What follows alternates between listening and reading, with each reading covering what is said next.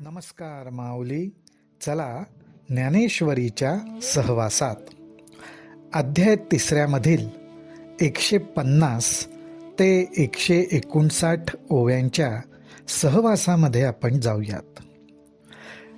ज्ञानोबा रायांनी आपल्याला ही गोष्ट प्रगटपणे सांगितली की ज्याची कर्म करण्याविषयी प्रवृत्ती अत्यंत क्षीण झालेली आहे, अर्थात कशा रीतीने कर्म करण्याविषयी, तर ज्याला कर्म करून स्वतःसाठी काहीच मिळवायचं नाही आहे, स्वतःच्या कुठल्याच इच्छा पूर्ण करायच्या नाही आहेत, असा साधक जो इच्छा, विकार, विषय यांच्या तृप्ततेसाठी कर्मावर अवलंबून राहत नाही, कारण तो आत्मस्वरूपामध्ये रममाण व्हायला लागतो, त्याची कर्म करण्याची प्रवृत्ती क्षीण व्हायला लागते.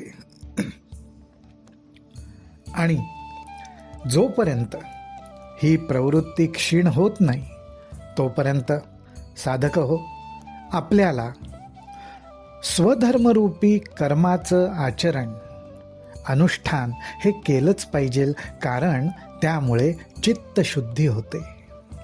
ज्याप्रमाणे निस्वार्थपणे कर्म करत फळाची अपेक्षा न ठेवता आपण कर्म करत राहिलो की आपोआप चित्तशुद्धी होते आणि त्याचा परिणाम म्हणजे आपण आपल्या आराध्य देवतेपाशी भक्तीमध्ये, नामस्मरणामध्ये, आपण करत असलेल्या साधनेमध्ये रममाण व्हायला लागतो.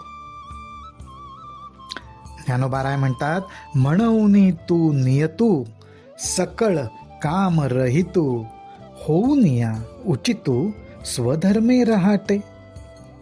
म्हणून हे साधका, तू आपल्या मनाला, स्वतःला शास्त्रानुसार वागण्याचा अभ्यास लाव. कर्मानं विषय सुख मिळवलं पाहिजे. मी कर्म का करीन, तर त्याच्यामुळे माझ्या विषय, इच्छा यांची तृप्तता होईल, म्हणून मी कर्म करीन, ही वासना सोडून दे आणि योग्य, यथायोग्य, विहित आणि स्वधर्माला अनुसरून असं जर कर्म केलंस तर जे स्वधर्मे निष्कामता अनुसरले पार्था, ते कैवल्यपद तत्वता पावले जगी. अशा रीतीने स्वधर्मरूपी विहित कर्माचं जो आचरण करतो त्याला सहजपणे कैवल्यपद प्राप्त होतं. त्याचा संदर्भ ज्ञानोबा राय आपल्याला देतात. ते म्हणतात, देख पाम जनकादिक कर्म जात अशेख, न सांडिता मोक्ष सुख पावते जाहले. अहो, जनक आदी राजे, त्यांना राजर्षी म्हटलेलं आहे. राजर्षी म्हणण्याचं कारण काय, तर ते ज्याप्रमाणे राजे होते त्याचप्रमाणे ऋषीही होते, म्हणून राजर्षी. आत्मज्ञान, आत्मस्वरूप या ठिकाणी रमता रमता, साधना करता करता ते राज्य व्यवहारही बघत होते, स्वधर्माचं आचरणही करत होते आणि हे करून ते मोक्ष सुखाला प्राप्त झाले.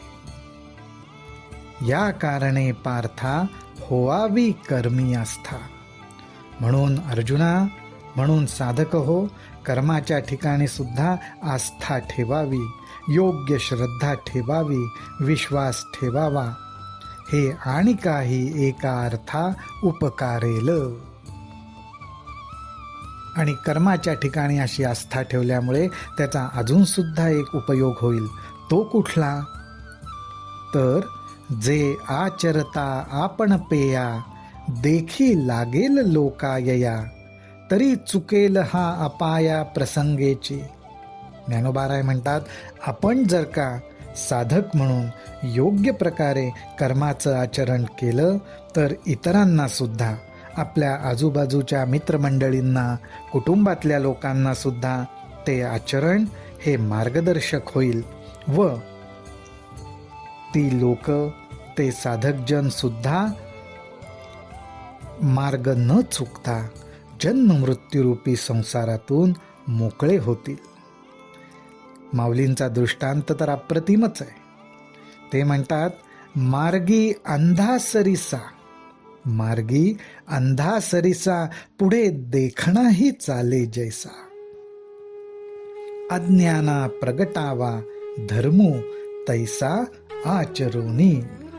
ज्ञानोबाराय उघडपणे म्हणतात की ज्याप्रमाणे डोळे असलेला माणूस आंधळ्याला बरोबर मार्ग दाखवतो, त्याप्रमाणे जो साधना करतोय, जो स्वधर्मरूपी कर्माचं अनुष्ठान करतोय, त्यांनी इतरांना धर्मरूपी भगवत प्राप्तीचा मार्ग दाखवावा. अरे देखे प्राप्तार्थ जाहले, जे निष्कामता पावले, तयाही कर्तव्य असे उरले लोकांलागी. अर्जुना, ज्यांना स्वधर्मरूपी कर्माचं आचरण करून परमेश्वर प्राप्ती झाली, आत्मस्वरूपाची गोडी लागली, त्यांना सुद्धा इतरांना सन्मार्ग दाखवण्यासाठी कर्म करणं आवश्यकच असतं. कारण त्यांनी जर कर्म केलं नाही तर मग इतरांना योग्य मार्ग काय, भगवत प्राप्ती कशी करून घ्यायची हे कसं समजणार. म्हणून ज्ञानोबाराय म्हणतात, एथ वडील जे जे करीती, तया नाम धर्मू ठेविती, तेची येर अनुष्ठिती सामान्य सकळ. त्यामुळे हा लोक सर्व कर्मानी बांधलेला आहे आणि जे ज्ञानी अर्थात आत्मज्ञानाची वाट चालतायत, त्या सर्वांना योग्य ते कर्माचं आचरण करणं म्हणजेच त्यांच्यासाठी तो स्वधर्मरूपी कर्म हा धर्म होय. आणि त्यांच्याकडे बघून इतर लोकांनाही त्यांच्याप्रमाणे आचरण करावंसं वाटतं. माऊलींनी इथे मनुष्य प्राण्याची मानसिकता ओळखलेली आहे. माऊलींना माहिती आहे की मनुष्य प्राणी हा अनुकरण प्रिय आहे.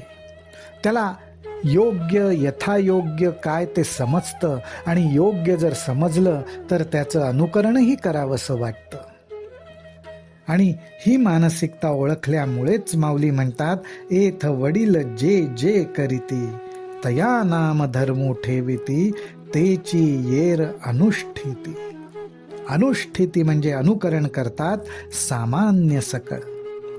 हे ऐसे असे स्वभावे, म्हणोनी कर्म न संडावे, विशेषे आचरावे लागे संती.